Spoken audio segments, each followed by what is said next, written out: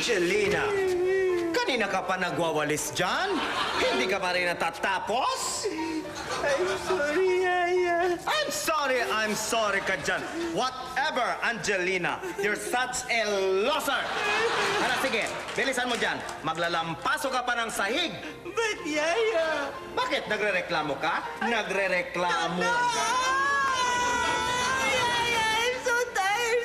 Please. You're so tired. Please ka na naman dyan. Hindi po pwede. Talagang ikaw bata. Please don't hurt me, Yaya. Don't hurt me. Bakit? I hurt you, ha? Ano ngayon if I hurt you? Ano, magsusumbong ka sa nanay mo? Sige, magsumbong ka. Kundi, lalasunin ko kayong lahat. Magsusumbong ka? Ha? I won't make sumbong, I promise. Mabuti naman.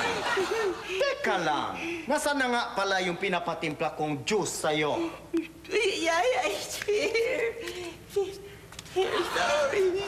Mabuti naman at natuto ka na magtimpla. Yeah! Yaya! It's so matamis. Kala ko pa naman natuto ka na. Hindi pa rin pala. You are such a loser!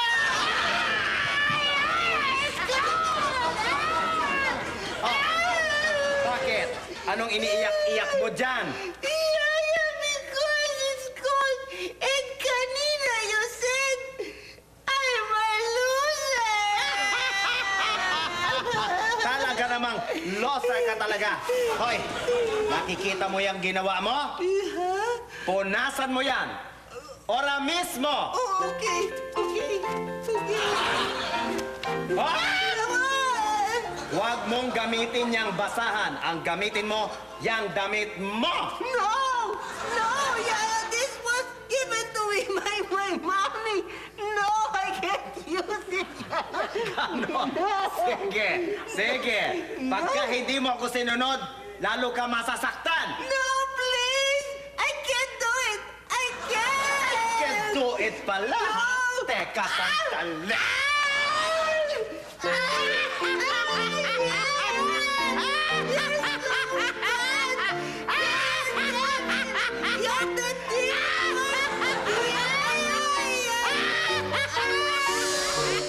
Yaya, please don't hurt me, please.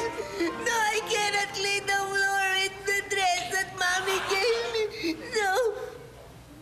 Oh, it's only a bad dream. Oh. Angelina. Good morning. Pinaghanda kita ng favorite mong breakfast, spaghetti and orange juice.